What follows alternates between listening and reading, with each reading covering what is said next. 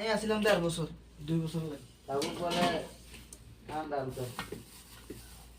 on গরম উঠতেছে 2 মাস 2 মাস গরম 10 মাস ঠান্ডা আমার ঠান্ডা প্রচুর ঠান্ডা কাজ ছুটি চলে ঠান্ডা ঠান্ডা বাড়ি কাছে